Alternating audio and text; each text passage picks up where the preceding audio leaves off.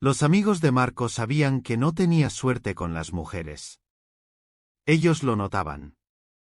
Aunque el propio Marco sabía que no era una cuestión de ser afortunado o no, sino de saber elegir con quién compartir el resto de sus días. Si lo veían ir del brazo de alguna nueva conquista sabían que, al poco tiempo, ya no estarían juntos. Pero sus amigos desconocían que Marco tuviera aversión por envejecer, y esto se traducía en que solía notarlo más en quien tuviera al lado que en sí mismo. Llegó un momento en su vida que deseó no figurar en fotos, dado que éstas, simplemente, representaban el paso del tiempo reflejado en el rostro, la estructura física y el escaso cabello. Todo comenzó cuando se vio retratado por última vez, en su cumpleaños número 46, y al notar el abultamiento de su abdomen y su mandíbula retraída, no lo pudo creer, estando a punto de iniciar una demanda al fotógrafo, por daños morales. La noción del paso del tiempo lo afectaba emocionalmente. Había días en que le costaba salir, charlar con los vecinos o amigos, y menos, atender los llamados a su teléfono. Llevado al plano sentimental, en el caso de las mujeres que conocía, lo realmente importante era saber cómo eran sus madres. Su salud o deterioro físico era el espejo donde sus hijas se reflejarían. Y lo que les esperaría, llegadas a la ancianidad, estaba ahí no más, a la vuelta de la esquina. Marco estaba embargado por una suerte de ansiedad por conocerlas, y, para esto, debía pasar cierto tiempo antes que se produjera ese encuentro ya que, de lo contrario, podrían llegar a sospechar que fuera un don Juan, plagado de lascivia en conquistar también a las madres. En realidad, ninguna de ellas sabía que su interés pasaba por ver cómo sería el estado físico de sus novias en un futuro no muy lejano. Podría intuir, por ejemplo, que Marta, siendo una mujer flaca, con los años la grasa se acumularía en su piel, tal como le sucedía a su madre, o que Amelia, de vieja, llegaría a fumar tanto como su progenitora. Todo esto se podía adivinar sin llegar a ser un vidente. Pasaron 3 meses de su última relación de pareja hasta que, un amigo, le insistiera en salir porque tenía a alguien para presentarle. Perla era una mujer de, más o menos, su misma edad, alta, delgada, con un leve achatamiento en su rostro que hacía que su nariz solo despuntara para liberar su par de fosas nasales.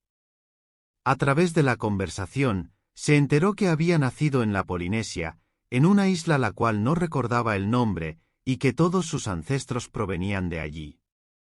Hablaba un par de idiomas además del nativo, lo que demostraba que se trataba de una persona muy inteligente. Al ir caminando por la calle, daba la impresión de ser el doble de ancho que el propio Marco, y apenas un par de centímetros más de altura. De inmediato pensó en llegar a hacer el amor con ella, y cómo se las arreglarían en la cama. Como toda primera salida con una persona, la conversación resultó amigable, sin demostración de excesos de algún tipo en especial, y sin mencionar la palabra sexo. Aunque a él le resultaría asaz curioso escuchar su pronunciación, porque el achatamiento de su nariz lograba que algunas vocales sonaran más nasales que otras. Y esto podría provocarle imaginar que tuviera algo serio, alguna malformación que le impidiera una dicción equilibrada. Posiblemente tuviera una explicación tanto aquello como que, también, había momentos en que su ojo derecho quedaba estático, no acompañando el movimiento del otro. Era cuando pensaba que su inacción correspondiera a una enfermedad de su niñez, dejándole esa secuela. Pero, de inmediato, el ojo reaccionaba, abandonando su estado pudiendo, así, moverse. Perla reía como si todo esto ella ya lo supiera, y, a lo largo de su vida, fuera reuniendo información de cómo reaccionaran quienes la vieran por primera vez. Había gentes que reían, descaradamente y sin tapujos, como lo hubieran venido haciendo siempre, no teniendo la suerte de toparse con alguien que les propinara una golpiza, por irrespetuosos. Otros, en cambio, se compadecían, prenderían un cirio a algún santo rogando por la salud de Perla, o, simplemente, callarían. Imaginó ahí, en ese momento, cómo sería la vida al lado de ella, si fuera muy notorio tanto su escasa nariz, su pronunciación nasal y la trabazón de su ojo. Tal vez se acercaran amigos, los más íntimos, y le reprocharan la elección, aconsejándole que buscase otra mujer, aún estaba a tiempo. Aunque, caminando por la calle, el efecto era poco notorio, y solo era cuestión de que no hablara, al menos, mientras otras personas le pasaran al lado. Llegó un momento, en la salida de esa tarde, en que ya no supieron qué hacer, lo habían hecho todo, caminar por el parque, respirar el sol y el aire casi puro de la ciudad y hasta sentarse en un bar y compartir las experiencias de sus vidas. La ansiedad de Marco fue creciendo en la medida en que el sol se ocultara, no encontrando la manera que fuera invitado a conocer a su primogénita. Pero tuvo suerte, ella propuso ir a su casa a tomar otro café y la vida, para Marco, pareció sonreírle, porque esto pudiera significar conocer a su madre y así estimar el deterioro físico de Perla dentro de unos años. Además se presentaría la oportunidad que su madre fuera lo suficientemente anciana como para irse a dormir, dejándolos tranquilos para hablar libremente o bien intentar tener sexo. Perla vivía en un departamento en el tercer piso. Durante el viaje en ascensor, el corazón de Marco latía con fuerza, pensando en la oportunidad que, en un principio, creyera lejana, se hiciera realidad en pocos segundos. Cuando Perla colocó la llave en la cerradura de la puerta y abrió, ya se oyeron, desde el interior, sonidos guturales, como quien estuviera amordazado y apenas pudiera emitir quejidos. Al encender la luz, Marco pudo divisar a una mujer anciana, atada a una silla de ruedas. Perla explicó que su madre había sufrido un serio accidente cayendo de una escalera, quedando parapléjica. Marco se ubicó frente al campo visual de la anciana y la saludó, meneando su mano, lo que apenas pudo la mujer corresponder, moviendo, al compás, sus ojos. Su cuello estaba sujeto, con una correa, al cabezal de la silla, y de su boca sobresalía un sorbete. Comentó que su madre se tenía que alimentar a través de una sonda que llegaba a su estómago, y que, debido a eso, apenas podía articular palabra. Mamá Genoveva, así se llamaba, tampoco podía mover sus brazos, por lo que era necesario trasladarla de un lado a otro. Perla preparó café y quedaron charlando en la cocina, desde donde podían ver, en la oscuridad del living, la silueta de Genoveva, que mantenía sus ojos cerrados en espera de una muerte digna. Todo deseo de tener sexo con Perla se desvaneció, y por más que lo lograra, sus fuerzas no reaccionarían como debieran, por el solo hecho de pensar que Genoveva tuviera buen oído para distinguir los gemidos que el placer físico pudiera provocar, y que, además, lograría confundirlo al momento de poner en práctica su masculinidad. Perla agradeció la compañía de Marco, más que nada, para que su madre viera con quién estuviera saliendo su hija. Pensó que ese era el momento indicado para besarla, mas cuando estuvo a punto de hacerlo, Genoveva comenzó a emitir una serie de gemidos en forma intermitente. Perla explicó que se trataba de una especie de código que tenían, mediante el cual su madre le indicaba ciertas necesidades. Pidió ayuda a Marco para que la desataran, así podrían trasladarla al baño. Entre los dos, la liberaron de su silla, haciendo uso el de su caballerosidad, cargándola en brazos. Una vez en el baño la desnudaron, sentándola en el inodoro. Marco pudo ver los pliegues y arrugas que poblaban su cuerpo, algo a lo que él no deseaba llegar. Quedaron ambos fuera del baño, en espera, hasta que otra serie de gemidos indicó que ya había terminado, pudiendo pasar y limpiarla.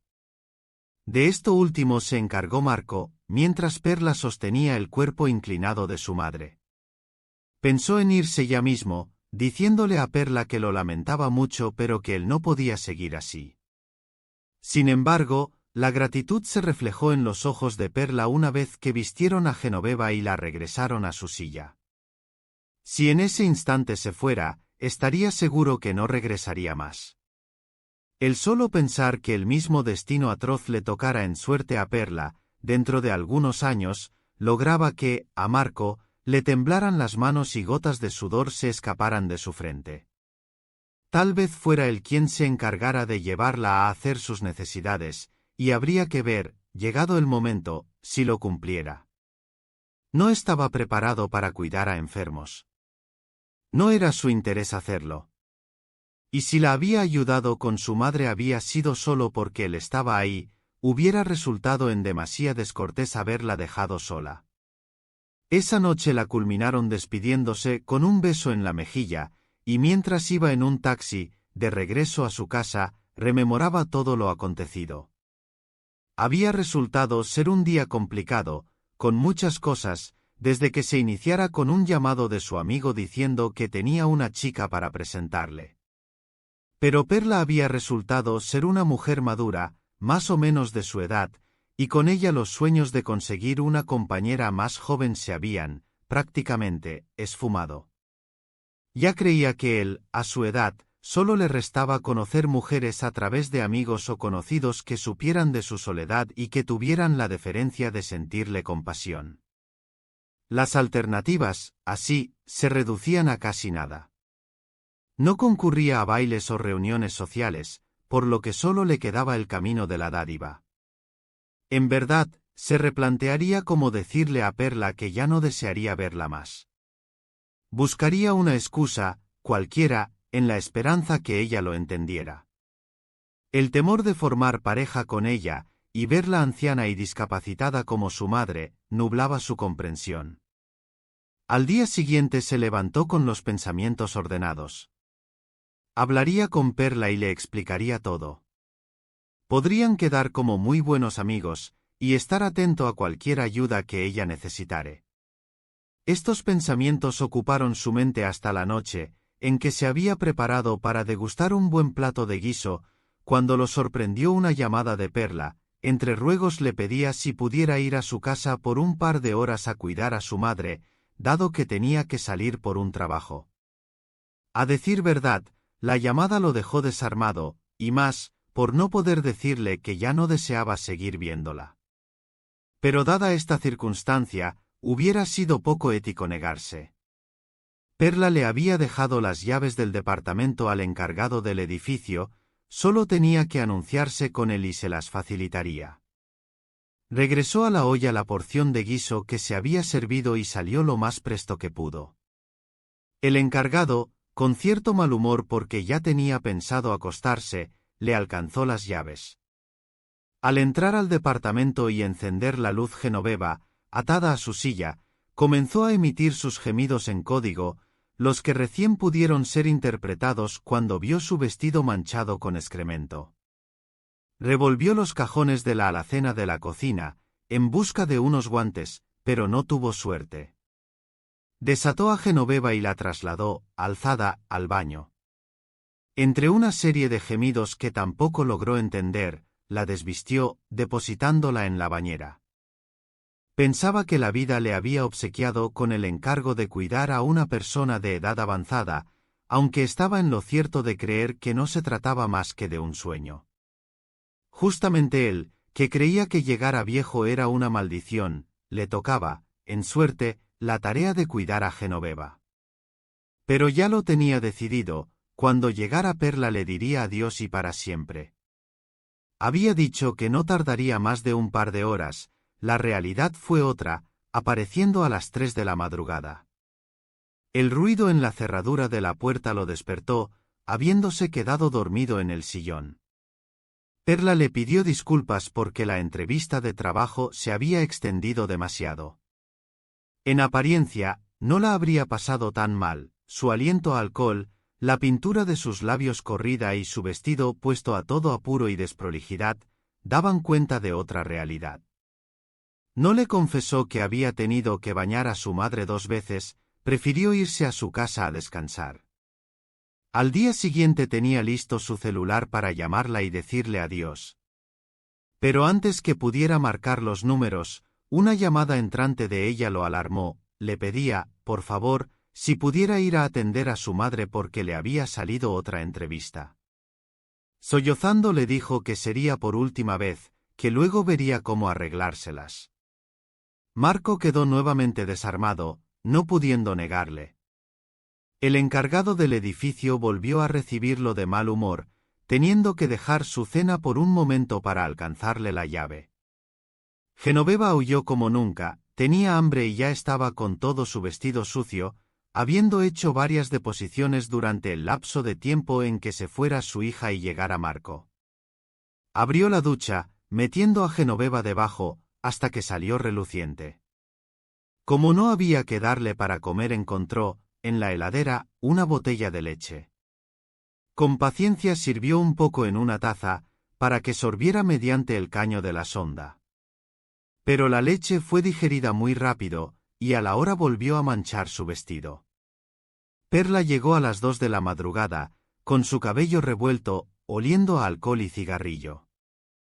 Ya no quiso creer en sus entrevistas de trabajo, y ella, como lo viera ofuscado, se le acercó con la mejor intención de besarlo.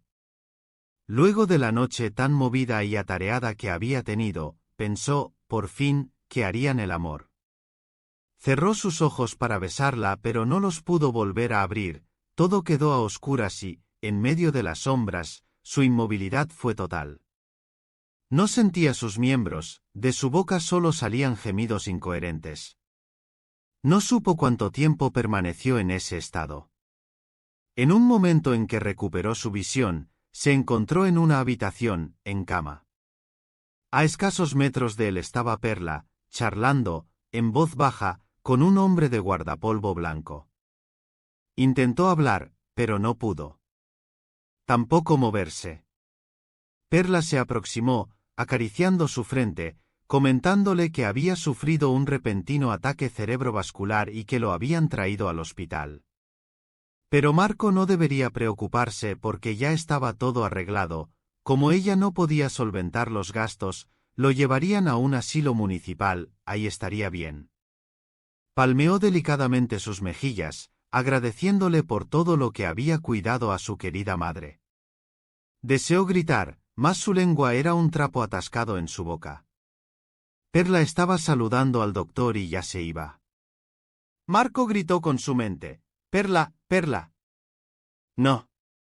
Perla ya no escuchaba, se había ido. Se arrepintió de no haberle dicho, a tiempo, que ya no la quería.